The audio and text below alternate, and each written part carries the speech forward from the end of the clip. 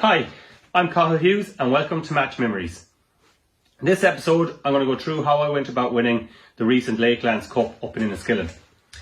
Now, to get on a festival at all was exciting. I've had so much disappointment this year with festival fishing, with most of all the festivals in Southern Ireland being cancelled to all travelling UK anglers, and we have had a few festivals just for local anglers, but the majority of them have been cancelled. For me personally, I've had the disappointment of the World Pairs being cancelled. Then we booked into the Lanesborough Festival, that was cancelled. Then I couldn't get into the Fermanagh Feeder Cup because of a waiting list. So finally I got on to a festival up in Enniskillen. As I said, the Erne Lakelands Cup.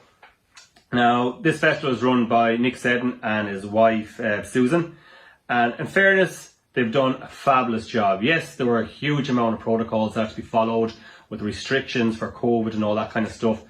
And truth be told, yeah, it did take away a little bit of the buzz of the festival, but look, at the end of the day, the fishing that counts, and we were getting fishing, and that's all that mattered to me.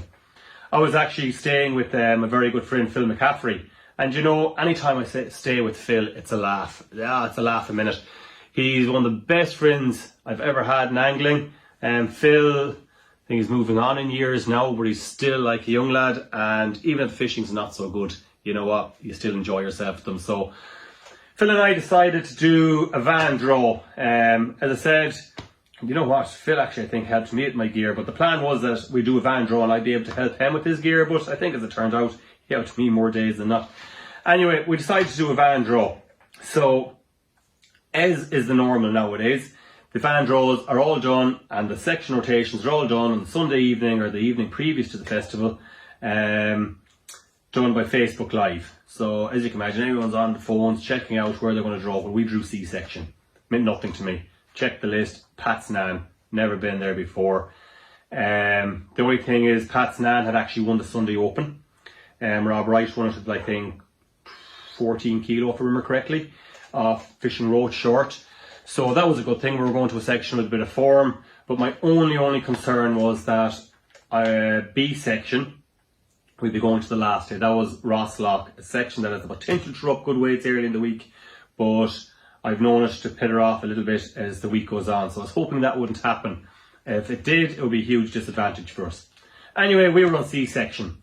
So the way the draw worked, we went into the car park up in Enniskillen, and you sat in your car unless you had to get bait. If you had to leave your vehicle, you had to wear a mask and a lot of restrictions like that, social distancing, and there was no messing. Yes, it was a subdued affair, but it was great to see so many anglers that hadn't seen since maybe this time last year because of all the restrictions and that. But saying that, UK anglers could come to Enniskillen, I could go to Enniskillen and return back to the south of Ireland, not have to isolate or that, and the same for them when they returned to the UK. So it was great to see these guys again, and a lot of waving and thumbs up and shoulder tapping now and again, or elbow tapping. So yeah, the way the draw was done, A section went in first, drove around to the draw point, and Nick and his wife would draw out a peg, show you the peg in front of you, and off you'd go. The one thing about that system was that you never really got to ask anglers about your peg. You got your peg and off you went, which is fair enough. So yeah, I drew peg 4. Unsurprisingly, it was the peg, Rob's peg from the day before, so what a start that was to the festival. And when you get look like that, you're going to take it with 2 hands. So Rob had caught short the day before. Now, the day before, the Sunday Open was a very, very windy day, whereas this day was flat calm. So I had a little bit of a feeling that the pole might work. Now, on the way to the match, I actually asked Phil, who I was travelling with, did he think the pole would work? And his response to me was no. He said nobody bothered setting it up last week and that it was more than likely a waste of time. Now, the fact that nobody set it up the week before wasn't very surprising, as it was a feeder-only festival. So Phil's advice was as good as ever. So thanks to that, Phil. Anyway, I went against the grain and I decided to set it up. My thought being so many fish being caught close in the feeder that I'd have to show up on the pole. Phil Burdell, top UK angler. Phil has won everything. Like, he's just what he hasn't won in the north and the south, actually. Like, it's not worth mentioning. Top angler. Then I had Thorsten Beale to my left, who was on a bit of a point, who I thought would be a threat because he set up the pole as well. I thought his peg might be a little bit better, the fact that it was out in a point and a little bit more depth than me, so he was a concern of mine. But anyway, I was on my peg. I decided to set up 13 metres, and I also plugged up at 11 metres in case there was a few fish there. So I had a simple enough match. The first half an hour I spent on the feeder, and that didn't really work out for me. I was missing bites, I was losing fish, and I think after half an hour, 25 minutes or so, I had maybe 5 or 6 fish in the net, and really and truly I was going nowhere fast. Thorsten was catching well, but Phil was struggling a little, and when, you know, it wasn't right, and the likes of Phil is struggling on the feeder, you know, they're not having it properly. Out of desperation more than anything else, I've come in on the pole just to see was there anything there, and the float's buried first cast. It was absolutely solid. So there's not much more to report. Every chuck, single caster, the head of worm were my best baits. The rigs I used were for my shot rigs. I used these DJK slim carbons. They have a fine hollow bristle which helps hold up the likes of a bit of a worm and that kind of stuff when you're fishing it. And for my Olivet rigs, I used the ever reliable Carpet Gloucester. I'm shaking a bit. So they're the two floats I used. Rig wise that day, I think I used gram, from half a gram up to a gram. But it was absolutely solid. I ended up that match with all my fish in the pole really. I had 260 something fish which weighed 18 kilo 150. An absolute brilliant start to the festival. With Phil coming second in the zone with 10 kilo. It was a mighty head start to get on my fellow anglers. That actually put me second overall in the day. Gary Johnson won the day with the higher 18 kilo, and there was another 18 kilo, so it was tight on top of the leaderboard. But a great place to start the festival is on top of the leaderboard. So moving on to day 2, it was a split section between the Manor and Killadees. Now I drew Killadees peg 17, which is right in the middle of the field on Killadees. Now those that fish the World Pairs, sorry there's a few flies here, I think there's one on the lens. Goat. Those that fish the World Pairs and go out to the islands, it's actually the field to the left of the jetty that we walked through going down to the normal Killadees. Now the reason Nick didn't fish the normal Killadees this year was because obviously the residential houses down there, and he didn't want to bring in anglers down in front of them just to keep away from people. So correct decision, but I haven't fished that section before, so I wasn't too sure. Now I got on the phone to Willie Wheeler, who explained to me that there was a decent enough depth in my swim, and that it was also worth setting up the pole, which I did. But pole was a waste of time really. I had a few fish in it mid-match, but it wasn't worth fishing. Main line was 12-foot SLR fishing 60 metres and a 13-foot SLR for fishing 75 metres. Now a thing that I learned that day was the importance of resting the swim. You catch a few fish and it'll go dead. There's no point spending the next while on that swim. You needed to change swims. Once you changed, you seem to get a bite immediately, and you catch a few fish and then it'll go dead. We'll change back. And by doing that, alternating between the two swims all day, I put, I think, 5 hybrids in the net, along with some decent roach and some smaller roach, and I've ended up weighing 8 kilo. Not an absolute disaster. Thorsten has won the section with 9 kilo off the end. I think there was 300 grams between us. So to come second, Thorsten was alright. And Phil Burdell has actually won the Manor with 10 kilos. So we were thereabouts. It wasn't an absolute disaster. It moved me on the overall leaderboard down to 7th position after day 2, which I wasn't really overly concerned with, because we were coming off a bad low enough weight section with decent enough weights. We'd avoided a disaster, so I was happy with that. Day 3, I was heading to Nick's Nan. Now Nick's Nan I'd fished in the open match, and something I learned in the open match was that Lee Harries had absolutely annihilated the section fishing for small fish off peg 1. So I felt if I was to draw a low number, that's what I was going to do. High numbers, there weren't as many small fish in it, and you were more pushed to fish for bigger fish further out. So to be honest with you, I was hoping for a low number, and again my wishes came true and drew peg 2, or Nick drew me peg 2. Thanks, Nick. So I was well happy with that, because my mind was made up straight away. I was going to fish a short chuck on the feeder, and I was also going to set up the pole.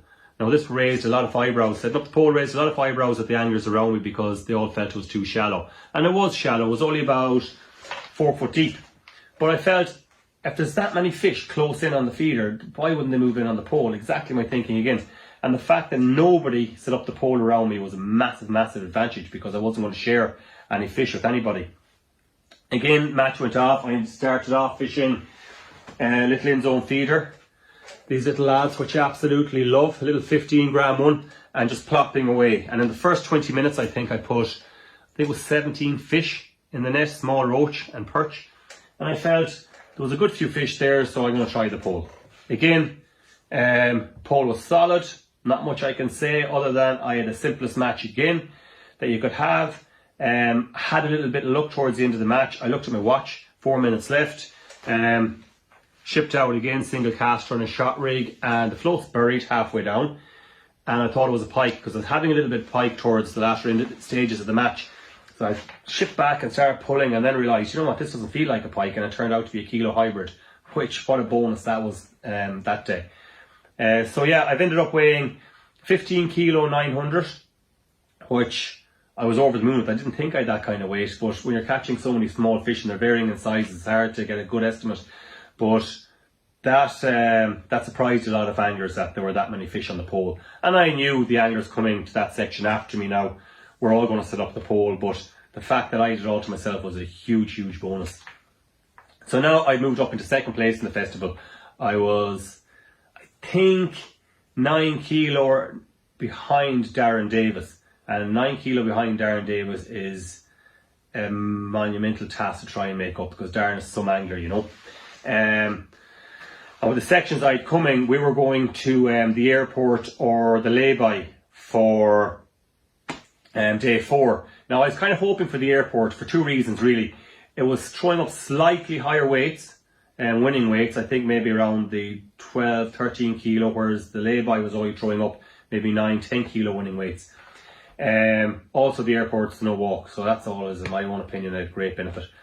I didn't. Nick drew me peg 4 on the lay-by, so he kind of laughed at me, and I told him I'd only been to the airport once in my life and I'd blanked there, so I'd like to see the place sometime in a match.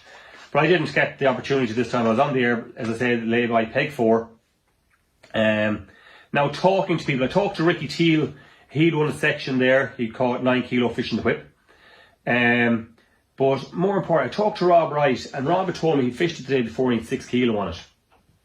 Now, he told me he caught in 2 spells on the pole. He said both times he went out in the pole, those around him, when he started catching, picked up their whips and poles and started throwing in ground bait, and it killed it. So he went from catching fish a bone for 15 minutes to catching nothing, and that happened 2 spells, and he's 6 kilo. He weighed in 6 kilo, which just shows you the size of the fish and the weight you can actually amass pretty quick there if they were to stay. So my plan was to fish 14 metres and put down a good bed of feed. I had a load of hemp in it, I had a good helping of caster, dead maggot in my ground bait at the start. I think put in 12 balls at 14 metres, and I threw in another 4 at 13 metres, just in case there was a lot of fish there and I might have an opportunity catching them closer. Now, Paul Boothby, who was on the end, he was the only other angler in our section to set up the pole, which I thought was a bit strange. But at this stage of the festival, anglers are starting to think, you know, if they're a bit further down the leaderboard, that they need a big, big weight in order to compete, and they go for it at this stage. So that played into our hands as well. That, you know, one of the things in the festival was a lot of anglers had hybrids on the brain. Now, a kilo of roach weighs the same as a kilo hybrid, and you might catch a kilo of roach a lot quicker sometimes than you catch a kilo hybrid. So I like to play the percentage game, and if there's fish to be caught and they're easy caught, I'll try for them rather than taking a chance of fishing for hybrids and sitting down for 4 or 5 bites for an entire match. So as I say, at this stage, the anglers that had done that earlier in the week were now in a position that they had to catch a big weight to try and move up that leaderboard. So they're in a little bit of a pickle. Yeah, I fished the feeder that day, 45 turns at the start for 15 minutes, not so much as a wrap. Dave Watts to my right, he had 1 roach, but I don't think anyone else in the whole section had caught a fish. And I was going, oh no, this is not going to work out, it's going to be one of those days. So nothing happening. I decided to put down the feeder, I'd pick up the pole and see was there anything there now. It was flat cam again. I hadn't seen one fish topping or anything, so I didn't expect anything to happen. Well, it did. The float buried straight away. Big dog Erne roach. Couldn't believe it. I couldn't believe it again when I went under the 2nd chuck, 3rd chuck, 4th chuck, 5th chuck.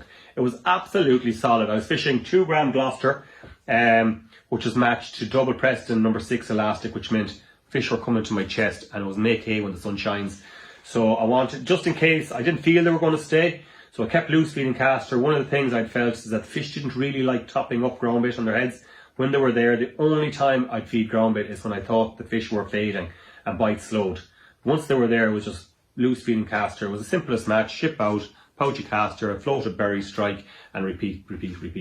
So very simple day's fishing. I've ended up that day with 170 fish for 25 kilo. Paul and I had a right ding dong battle on the pole. He ended up with 23 kilo. Fished a fabulous match. In fairness, I had a good head start, and Paul had a bit of a deeper swim. Flies everywhere here. I don't know if you can see them on the camera, but I know I'm going to get shot when my good wife comes in here. But anyway, a bit of a hatch.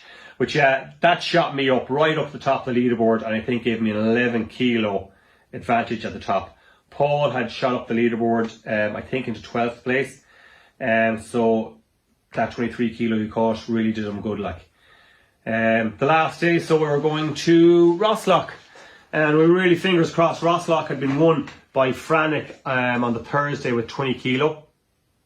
So my 25 kilo actually won me the overall day, which was a nice handy bonus on the Thursday. But Frannick, yeah, he came third overall on the day with his 20 kilo weight from Rosslock. So fair play to him.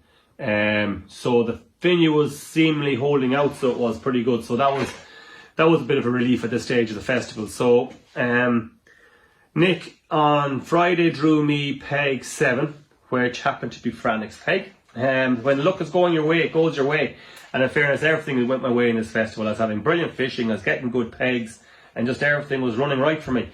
A lot of people weren't very surprised by that. But I think Rosslock was pretty fair. If you had a bit of space, it was a huge advantage. Unfortunately, I didn't. I had Paul Boothby to my left. Above him was Phil Burdell, so I knew it was going to be a tight match. My match started off, I had a plan in my head. I was going to mince. I minced up a lot of worm, probably 500 mil of worm, minced snouse, which was probably near a kilo. A lot of worm at the start. Minced it all up, made a right sloppy, soupy mix out of it, out of my ground bait, and I cupped it in. I didn't, Rosslock is only 18 inches deep to 2 foot on the pole. It's really, really shallow. Only goes to around 3 foot on the waggler. Really, really shallow venue with a soft bottom. So I didn't want to ball it in, didn't want to put in hard balls. So I wanted to put in right soup mix. Rig wise, they were, again, these Slim Jims. They were with floats, all in 0.2 gram. 3 rigs. Most of the shot was pushed up underneath the stem, just with 2 droppers really, because you have no really variation in that kind of depth of water. The reason I set up 3 identical rigs was because of pike. Pike can be huge problems there. So should I take a pike break my rig was just a case of picking up another rig. Elastic wise, it was yellow hydro. In that shallow water you need a light elastic just so you wouldn't be splashing fish and spooking what was left in the shoal. Long story short, very bad start to the match. In the first hour I had 6 fish which I caught in the waggler, never had an indication on the pole. Paul caught a couple fish early, but he didn't catch anything really on the pole. Phil was the same, and from looking around the other anglers it was not fishing as expected. Kept trying the pole, fishing the waggler, getting the odd fish in the waggler, then you come back in the pole, hope it would bury. No. Took an hour for me to get my first bite on the pole, and I was really nervous this stage. I was going, oh my god, who was drawn where we were the day before? And all these thoughts go through your head, and you're thinking the worst case scenario all the time. Even though I had that 11 kilo head start, I was going, what happens if I don't catch today? The likes of Ewan Weed could go to he was going to that section that we were on the day before. He knew what to do from the start. He could catch 25, 30 kilo, and these things are going through your head, as they do, but it keeps you buzzing as well and keeps you on top, Anyway, finally the float's gone on the pole, and I've ended up catching fish a bung for the next 2 hours. So 3 hours in and I was flying it. I was absolutely really enjoying the fishing. There were some nice hybrids amongst perch and roach, and it was a really enjoyable day's fishing. The next thing, bang, taken by a pike. And not only one pike, 2, 3, 4 pike. The whole bloody family of pike moved into my swim. And it became an absolute nightmare. Every time I'd get a few fish going, get into a bit of a rhythm, I'd be taken by a pike. Trash my rig. With it, I had to go back up in the bag, trashed all my 3 rigs, broke them all, lost some floats, set up a few more rigs, back down again. Thankfully I marked the depth of my pole and you're fishing quick enough, but yeah, the last 2 hours were an absolute nightmare. But I kept still putting fish in the bag. It's amazing really when you think about it. In that depth of water, you're getting a bite, you're hooking a fish, and it's been taken by a pike immediately. So the pike are sitting there amongst all these other smaller fish. So it's amazing that they still feed with the predators there. But they did, and I kept putting fish in the net. Jacko rang me at the end of the match, asking me how I'd done. I was admitting to 12 kilo, I reckon 12 kilo. I asked Paul how he'd done, he reckoned it would be tight between us. He reckoned he had 12 kilo. We both knew probably that Phil had probably beaten us. And we knew Dave Watts. We could see Dave Watts catching very, very quickly at the start of the match down in Peg 2. But when the scales came to me, I put 17 kilo on the scales. And that was a massive, massive surprise because I was full sure in my own head that by 12 kilo I'd have taken it. So the 12 kilo, yeah, rightly underestimated my catch, but I didn't care. Paul's weighed in 18 kilo, he's just pipped me. Fair play to Paul, he owed me one from the day before. And Phil's weighed 19 kilo on the wagger, which was a brilliant result for him. He couldn't fish the pole because the reeds were too far out. So that was an awesome result. But the kudos of the day went to Dave Watts on Peg 2. He's weighed in over 20 kilo. Now Dave has had a tough week. His plans were shot because he couldn't fish his normal Coot Hill Festival because of the quarantine rules. So he booked in late onto the Erne and he had a few bum draws. But to come back from that and win the final day overall, I was very, very, as everybody was really, really pleased for the lad. Phil's ended up second, Paul's been third, and I've ended up fourth on the last day, which meant nobody could actually overtake me. Paul shot up into second place in the festival, so well done Paul. And Pete Randall, who's so consistent in Ireland, it's unbelievable. Pete's ended up third in the festival. So I've ended up being presented with the Erne Lakelands Cup winner 2020, which was kindly sponsored by Mick Smith. So fair play Mick, thanks for your generosity. This will take pride in place in the trophy cabinet. I was well delighted. As you can imagine, a month ago I didn't know if I'd get to fish a festival again this year. So to actually get to fish one, not only that, but actually win it, I was absolutely delighted. So just want to say thanks to Nick and Susan Seddon, Tony Green and the whole team. The festival, in fairness, difficult conditions when the eyes of the world were on them, making sure everything was run right, and it was run exceptionally well. Now the presentation was kind of funny. Everyone likes the presentation, especially when you win. But it was taking place in the Round Oak car park by the Erne. A lovely setting in fairness, but it was taking place in the dark. Everyone was wearing masks. Apologies to the people that came up and congratulated me that I couldn't name them, because you know what? It was very, very difficult to recognise people wearing masks in the dark. But even still, it was, I'm delighted to win it.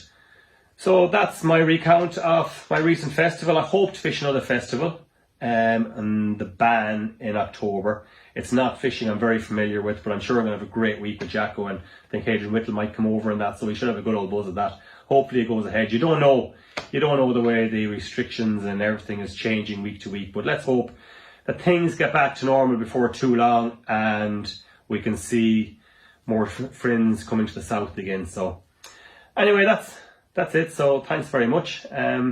See you all soon.